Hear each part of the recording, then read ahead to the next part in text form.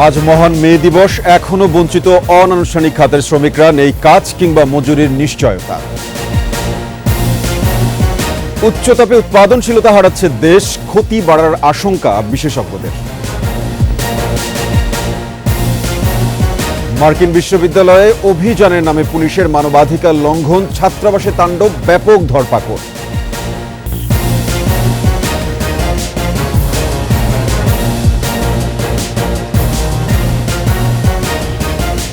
শুনছিলেন first security ইসলামী bank PLC সংবাদ শিরোনাম। আমন্ত্রণ দুপুর 12টার 21 সংবাদে, সাথে আছি আমি সাব্বির আহমেদ।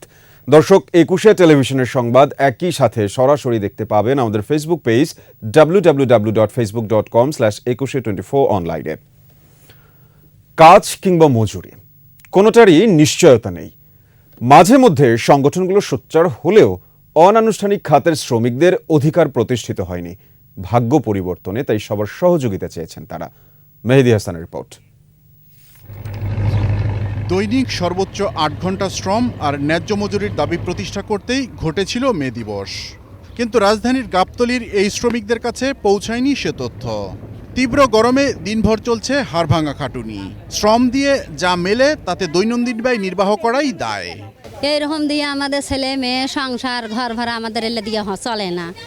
এত পরিশ্রম করিয়া সব জিনিসের দাম, আমাদের এই মজুরির দাম খুব একবারে কম। ঘর ভাড়াই তো 4,000 টাকা, তারপরে খাওয়া খরচ আছে, না হইলে তো 10,000 খরচ আছে। এই খরচটা কই থেকে আইয়ে? যদি 5,000 খরচ কাজ করি আর 5,000 কই থেকে আইয়ে? পরিবহন খাত বা তৈরি পোশাক শিল্পে আছে শ্রমিক ইউনিয়ন, কিন্তু এমন অনানুষ্ঠানিক খাতে সেসবের বালাই নেই। দিন আনে দিন খাওয়া এমন লাখো শ্রমিকের ভাগ্য উঠানামা করে মালিকের খেয়াল খুশিতে। আমাদের শ্রমিকের যে নির্যাতন হয় এটা কেউই দেখে না, কেউই বলে না। আমরা যতদূর পারি আমরা নিজেকে মালিক মতনক বলে যেটুক পারি এইটুকুই মন করো আবদার করে যা পারি এটাই। কিন্তু শ্রমিকের যে একটা সংগঠন আছে আমাদের, এটা তো আর তারা মানে না, কেউ অধিকারও দেয় না, কেউ বলেও না। এমন শ্রমিকদের শিক্ষা, চিকিৎসা, বাসস্থান সহ অন্যান্য মৌলিক অধিকারের মোটেও নিশ্চয়তা নেই। শ্রমিকের যদি কোনো কিছু হয়ে যায় বা অ্যাক্সিডেন্ট হয়ে গেল, সেখানে তাকে 2 টাকা দেওয়ার কোনো লোক নেই। একজন শ্রমিক যদি পাও ভাঙি পড়ে যায়, সিঁড়ি ভাঙি পড়ে যায়, সেক্ষেত্রে ওই পাও ভাঙা নিয়েই সে বাড়িতে যেতে হয়। প্রতি বছর আসে মে দিবস, আবার চলেও যায়। কাঙ্ক্ষিত দাবি শুধু অপূরণই থেকে যায়। মেহেদী হাসান, 21 টেলিভিশন, ঢাকা। উচ্চতাপে উল্লেখযোগ্য হারে উৎপাদনশীলতা হারাচ্ছে দেশ। এতে অর্থনৈতিক গতি ধীর হওয়ার পাশাপাশি ক্ষতি বাড়ার আশঙ্কা বিশেষজ্ঞদের।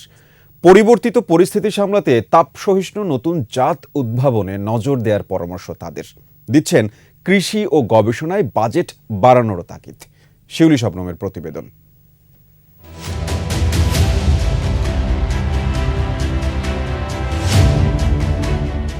অর্থনৈতিক উন্নতির জন্য নগরায়ন ও শিল্পায়ন করে চলেছে বাংলাদেশ, কিন্তু বেশিরভাগ উন্নয়ন কাজেই উপেক্ষিত পরিবেশ সুরক্ষার দিকটি। ফলে উন্নতির একটি অংশ উল্টো অর্থনৈতিক ক্ষতি করছে বলে দাবি বিশেষজ্ঞদের। তাপদাহ, খরায় বাড়ন্ত আম ঝরে পড়া সহ ফলন কমা, কোথাও ধানে চিটা ধরা এবং ফসলের ক্ষেতে সেচ দিতে না পারা সহ হচ্ছে নানা সমস্যা। গরমে কর্মীদের উৎপাদন ক্ষমতা কমার পাশাপাশি নানা রোগে আক্রান্ত হচ্ছে হাঁস, মুরগি, মাছ ও গবাদি পশু। হুমকির মুখে সব ধরনের চাষাবাদ। ফলন কমছে কৃষিখাতে, বেড়ে যাচ্ছে উৎপাদন ব্যয়। শুধু আম জাম না, আমাদের যে বিভিন্ন শাকসবজির ক্ষেত্রে আছে, শাকসবজিতে সেচ দেওয়া দরকার। এই সময় কিছু সেচ, কিন্তু সেচ দেওয়া অনেক সময় সম্ভব হচ্ছে না।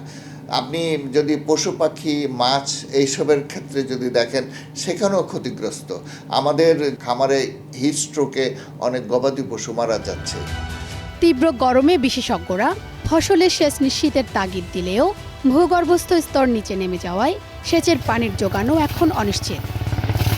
বিকল্প হিসেবে কৃষকদের তাপসহিষ্ণু ফসল ফলাতে উদ্বুদ্ধ করার পরামর্শ তাদের। নতুন ধরনের গবেষণার দিকে আমাদেরকে মনোযোগী হতে হবে এবং বিশেষ করে তাপ সহিষ্ণু ভ্যারাইটি আমাদেরকে উদ্ভাবন করতে হবে, তা মাঠে ধারণ করতে হবে। এর জন্য হয়তো অতিরিক্ত আমাদের ইনভেস্টমেন্ট দরকার হবে। তার জন্য কৃষি গবেষণার জন্য বেশি বরাদ্দ থাকা দরকার। অর্থনৈতিক ক্ষতি কমাতে পরিবেশ বান্ধব শিল্পায়নেও জোর দিচ্ছেন গবেষকরা। শিউলি শবনম, 21 টেলিভিশন, ঢাকা। দর্শক, দিনের এই সময়টায় তাপের পারদ সব থেকে বেশি থাকে। তীব্র তাপপ্রবাহে পুরো দেশ জুড়ে নাভিশ্বাস অবস্থা। রাজধানী গুলিস্তান থেকে যুক্ত হচ্ছেন আমাদের সহকর্মী মানিক শিকদার। তার কাছ থেকে জানবো সেখানকার বর্তমান অবস্থা। মানিক, আপনি কি শুনতেছেন?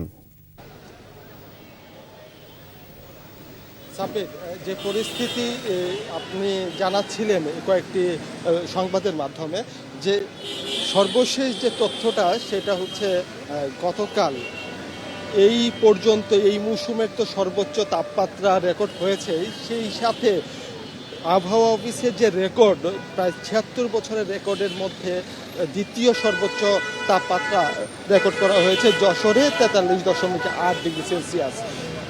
আজকের যে চিত্রটা আবহাওয়া অফিস থেকে আমাদেরকে যেটা জানানো হয়েছে, গতকালকের মতোই কিন্তু তাপপ্রবাহ অব্যাহত থাকবে। সেই সাথে আগামীকাল অর্থাৎ আজকে যেহেতু মেয়ের দিবস, আজকে আগামীকাল 2 তারিখ থেকে ঝড় বৃষ্টির পূর্বাভাস দিয়ে রেখেছে আবহাওয়া অফিস। আজকে যদি রাস্তার অবস্থা আমি যদি আপনাকে জানাতে চাই, রাজধানী সহ সারা দেশেই কিন্তু যেহেতু মে দিবসের ছুটি, সেই কারণে রাস্তায় সাধারণ মানুষের বা পথচারীর সংখ্যাটা কিছুটা কম। এবং এর ভিতরে যারা বের হয়েছেন, বিশেষ করে যারা কর্মজীবী, রিক্সা চালক বা শ্রমজীবী দিনমজুর যারা আছেন তারা, এবং তাদের সাথে আমরা কথা বলে যেটা জানতে পেরেছি যে তাদের একটা নাকাল পরিস্থিতির মধ্যে দিয়েই আসলে তাদের সময়টা যাচ্ছে। এবং তাপপ্রবাহের যে আজকের যে চিত্রটা আমি আরেকটু জানিয়ে নিতে চাই, যে বিশেষ করে উত্তর পশ্চিমাঞ্চলের জেলাগুলো, চুয়াডাঙ্গা, যশোর, সাতক্ষীরা, রাজশাহীর যে সমস্ত জেলাগুলো আছে, সেখানে কিন্তু তাপপ্রবাহ তো অব্যাহত থাকারই একটা এটা জানিয়েছে আবহাওয়া অফিস। সেই সাথে সিলেটে তাপপ্রবাহ সীমিত আছে। তো সাব্বির, এই ছিল আমার কাছে এখানে থাকা সর্বশেষ তথ্য। মানিক, আপনাকে ধন্যবাদ। আপনিও নিরাপদে থাকবেন। দর্শক, তাপপ্রবাহের মাত্রা দিন দিন বাড়ছে। আপনারা আপনাদের যথাসাধ্য অনুযায়ী পূর্ব প্রস্তুতি নিয়ে ঘরের বাইরে যাবেন। সরাসরি সূর্যের নিচে থাকবেন না। পর্যাপ্ত পরিমাণে পানি পান করবেন। এবার যাচ্ছে আন্তর্জাতিক প্রসঙ্গে। মার্কিন বিশ্ববিদ্যালয়ে ইসরায়েল বিরোধী বিক্ষোভ দমাতে বেপরোয়া পুলিশ। অভিযানের নামে ক্যাম্পাসে ঢুকে চলছে দমনপীড়ন। কলম্বিয়া বিশ্ববিদ্যালয়ের হ্যামিল্টন হলে বিক্ষোভকারীদের উপর চালানো হয় লাঠিচার্জ। এ সময় বহু শিক্ষার্থীকে আটক করা হয়। মানবাধিকার লঙ্ঘনের এই ঘটনায় বইছে নিন্দার ঝড়। শেষ করছে দুপুর 12টার 21 সংবাদ। যাবার আগে ফার্স্ট সিকিউরিটি ইসলামী ব্যাংক পিএলসি সংবাদ শিরোনামগুলো আরও একবার। আজ মহান মে দিবস। এখনো বঞ্চিত অনানুষ্ঠানিক খাতের শ্রমিকরা, নেই কাজ কিংবা মজুরির নিশ্চয়তা। উচ্চতাপে উৎপাদনশীলতা হারাচ্ছে দেশ, ক্ষতি বাড়ার আশঙ্কা বিশেষজ্ঞদের। মার্কিন বিশ্ববিদ্যালয়ে অভিযানের নামে পুলিশের মানবাধিকার লঙ্ঘন, ছাত্রাবাসে তাণ্ডব, ব্যাপক ধরপাকড়।